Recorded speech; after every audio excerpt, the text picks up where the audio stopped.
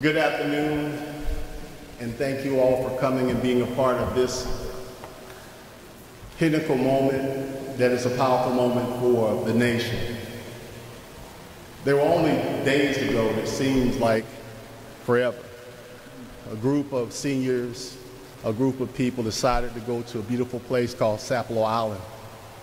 They were focused on the history of the Gullah people, the segues, the stories, the lifestyles, the beautiful culture of Sapelo Island.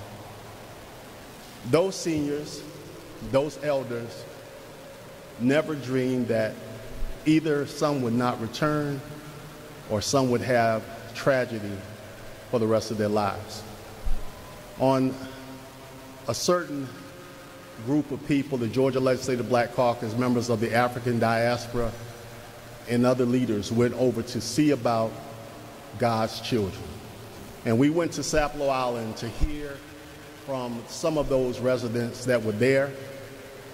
And we heard from some of those residents that not only were in the water or lost loved ones, but we heard of those that dragged and had to pull loved ones out of the water that did not make it. And so they called them the Sapelo 7, but today we stand with Sapelo. And so today we have come together as leaders from across the nation. We have with us the legal representation from Attorney Chad Mance, Attorneys Davis and Johnson, and representation from Attorney Ben Crump. But today we stand with you as representatives of children and connectors of families from those that lost loved ones. Today we will present to you some of those persons that are here on the legal end, witnesses that will be in this hearing, and the nation needs to hear the story.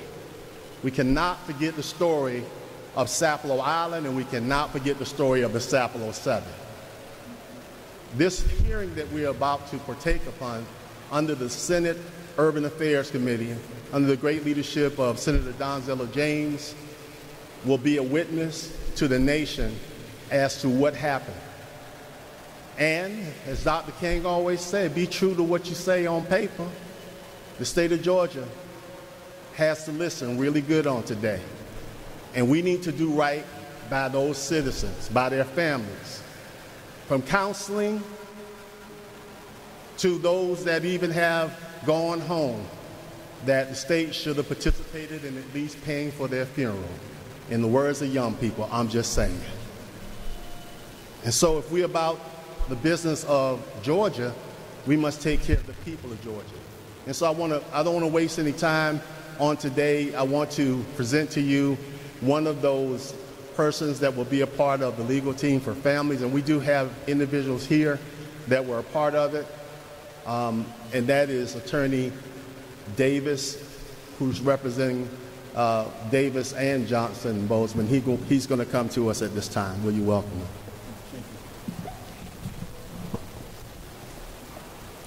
Thank you, Chairman, and thank you to our courageous elected officials who stand here for not just the Sapelo 7, but for the entire state.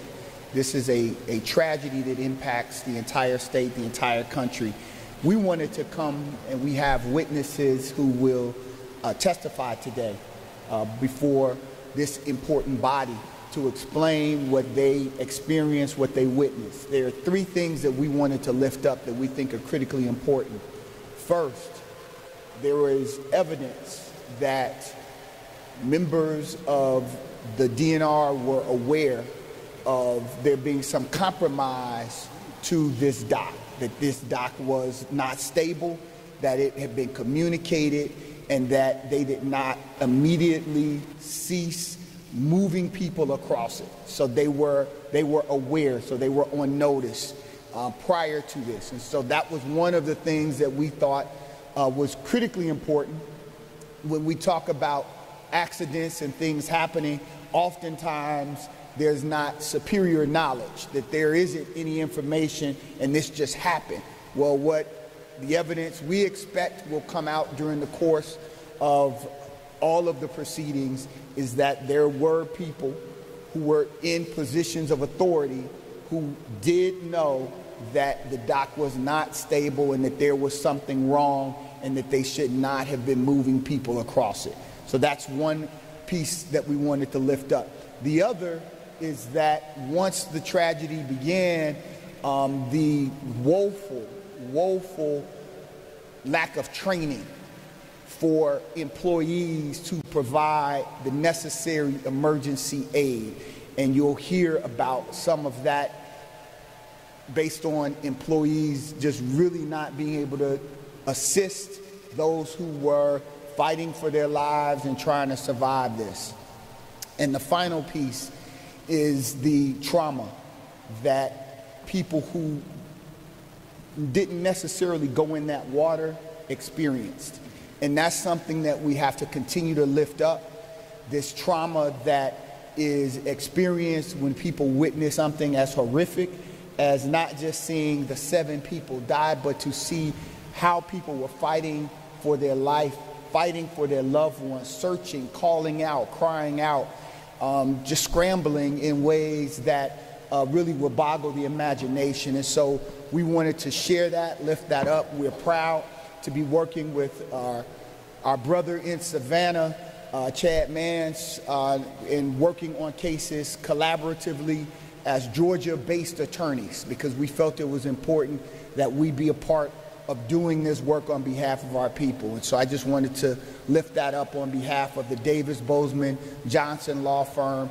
I represent both my law partners, Robert Bozeman as well as Francis Johnson. So thank you, Chairman, and we look forward, and thank you, Senator, for calling us together. Thank you all.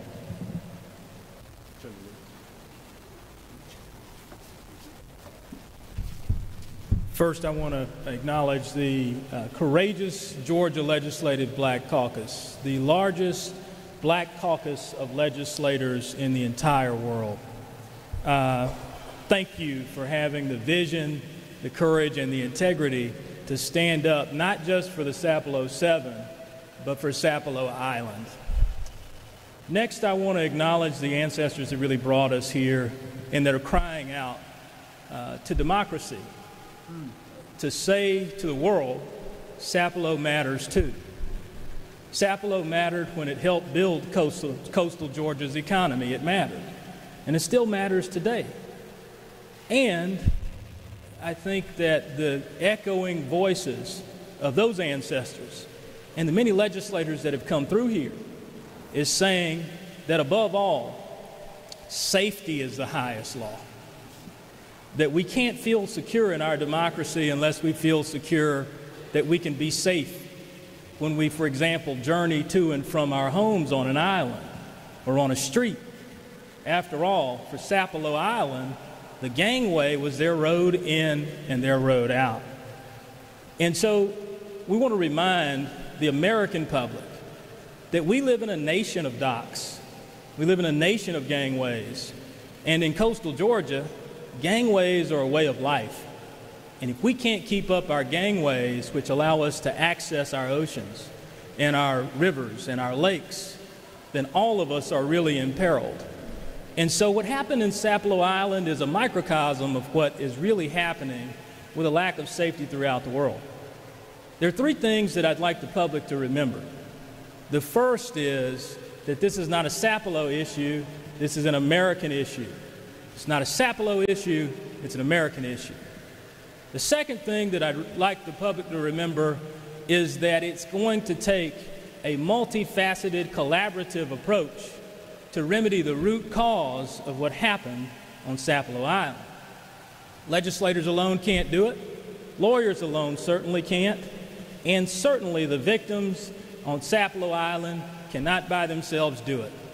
Instead, the public is going to have to cause this to emerge to the fore, stay at the fore, and result in systemic, broad-based change. And finally, I want to remind you that this is an election season. And when you go to the polls, remember who stood up for your safety. There is psychological trauma that is run rampant on the island. people can't sleep. And pain might wake them up at night. But I think all of that is a reminder from our ancestors across the aisle that if we don't protect Georgians, we can't protect Georgia. So I want to thank the courageous delegation for having the audacity to hope that we can have a safer Georgia. Because without a safer Georgia, we can't have a safer democracy. Thank you very much. God bless you and Godspeed.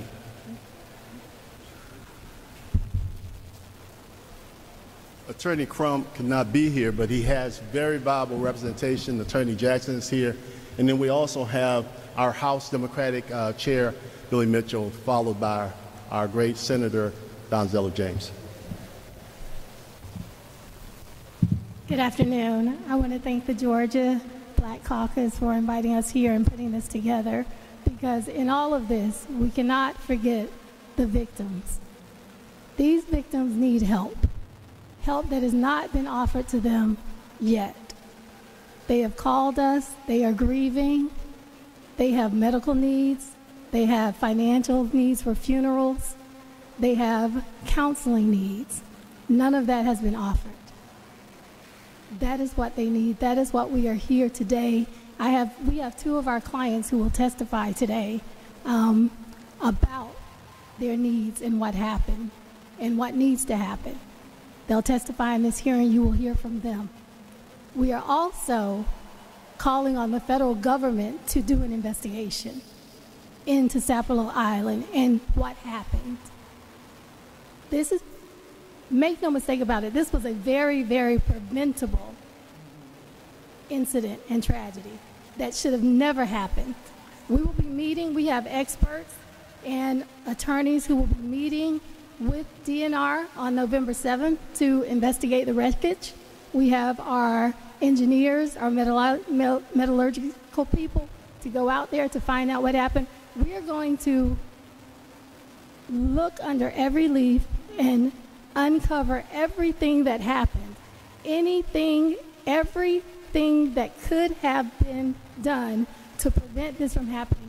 We lost senior citizens. The majority of the people who died were over 70 years old. These were people who were living their lives, enjoying their lives on a tourist vacation, and they lost their lives. They didn't lose their lives because they died of old age. They died because of a failure, and that's a failure that we must remedy. And in the meantime, while we're waiting to remedy that failure, we need to make sure that the people who did survive have the resources that they need to be able to function and at least try to get over some of the trauma that they had to endure by pulling their loved ones out of the water, by seeing them drown, by having to let go. You'll hear from one of our clients who actually had to let go of her uncle, Mr. Thomas, who died. You'll hear from her today. These are real people that need help, and we're calling on the state of Georgia to help them.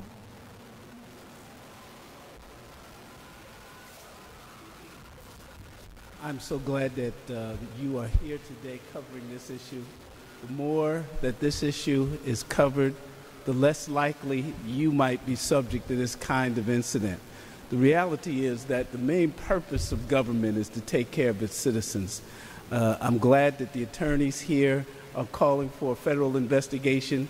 Some of them are here because of the civil liabilities, but I personally believe that there is some criminal liability here. There's a notion in the law, res ipsa loquitur, the thing speaks for itself. Certainly, this is not to happen here, and I'm so glad that that is being called for. The Georgia House Democratic Caucus joins the Senate Democratic Caucus in doing what we can, policy-wise, to make sure that we protect our citizens. I'm so glad the chairperson, Senator Donzella James, is going to be having a hearing. She's a legendary state senator, has done so much good for so long, and I'm glad to see this committee being convened and to see what kind of policy that we can develop, like I said, to keep our citizens safe. Thank you, Mr. Chair.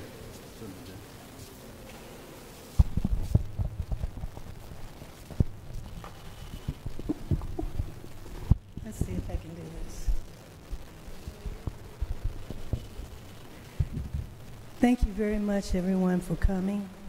And thank you, all of my colleagues in the House and Senate, because this is an issue that you can't sweep under the rug or that you even want to ignore. When we were called by our great chairperson to come to this past weekend, to come down to Sapelo, I was glad that I was able to go and see for myself. I've been to Sapelo many, many times. I always wondered why we couldn't even get a grocery store over there. It's not a grocery store. They don't have a health place for you or a hospital. They were meeting in the senior citizen house where ARPA funds that we got, you know, the American Rescue Plan money. Some of it went there to help renovate the house and to keep everything going. And the list goes on the federal dollars that went into that building and the state dollars. But for some reason now, that senior citizen place where they were using for a doctor to come or whatever they needed, all their meetings, it doesn't belong to them anymore. It says somebody's barbecue kitchen or something. It's a restaurant. It's a restaurant. They took that from the people who are there. And where do they meet? They couldn't even meet anywhere that night when people were pulled out of the water. They didn't have a place. This is unacceptable.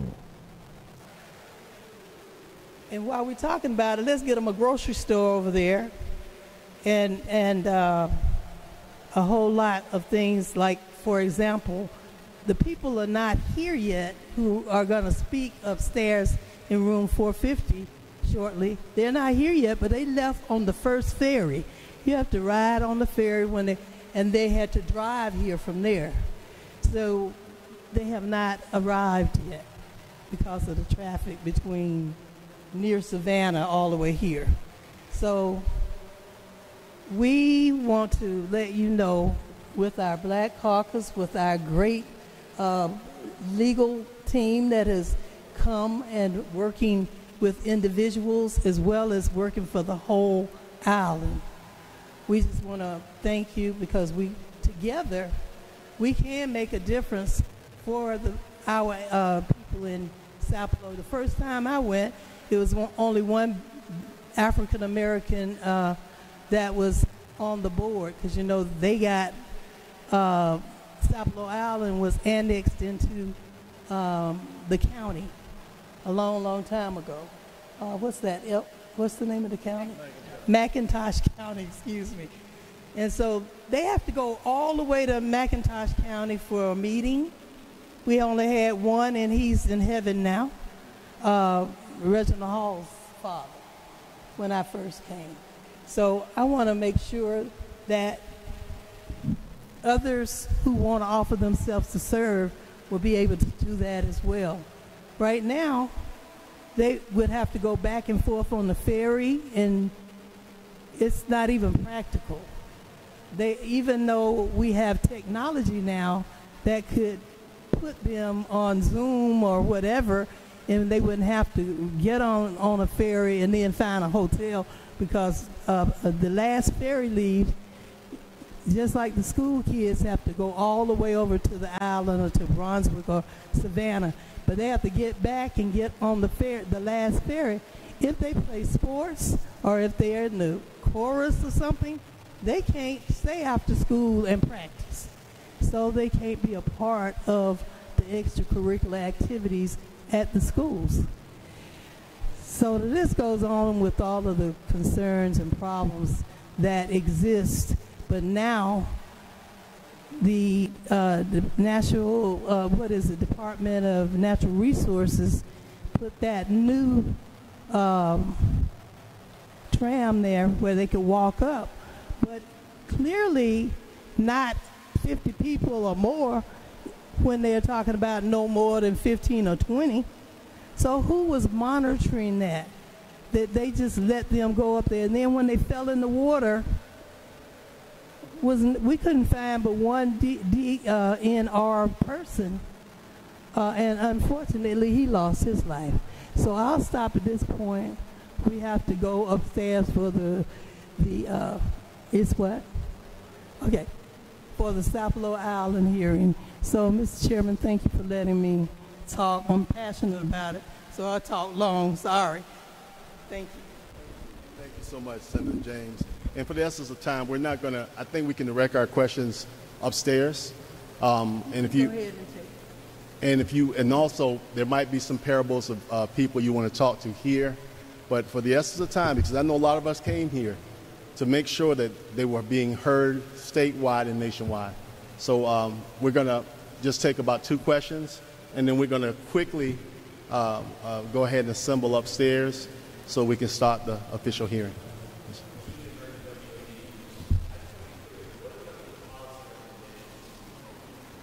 That is why we're doing this hearing, to follow the yellow brick road. There are things that we feel, there are things that we've seen, but we feel that if we follow the recommendations of the Senate Urban Affairs Committee, that is a viable step forward. And to hear these testimonies go on record, and to hear the people of Georgia that will respond. There were a lot of other people that were not able to get their story told. So our prayers today are those people that have signed up, that they will do so. Following this hearing, we will follow the guidance of the committee, the Senate Urban Affairs Committee, and then we will move forward with suggestions of the legal team as well.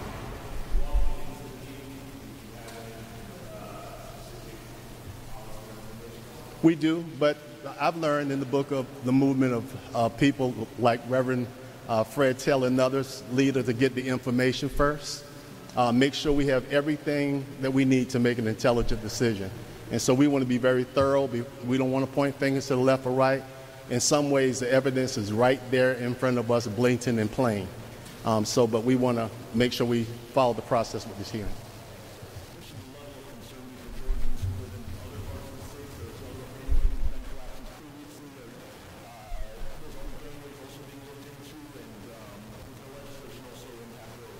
It's something that we need to make sure that we do process on. If you look at the Gullah segways up and down the corridor, and when you look at other areas that have those maritime areas or marshlands, those persons that have outdated and antiquated equipment, we need to be able to look at those things. So we're just going to follow the guidance of those professionals, because some of the people that we've gotten in touch with, as well as the attorneys, they are the professionals. Do we know if or how many? That's a question that always comes up, but the people of Sapelo Island, we all, in that respect, we are Gullah Geechee in that respect. And so whether they came from Florida, and let me say this, the Florida Black Caucus is not here in person, but we're working with them also, because they had several residents from Florida. We lost one of our employees from DNR. We lost a gentleman here from Atlanta, Georgia. So we all are in the state of Gullah Geechee. We are Sapelo. Thank you.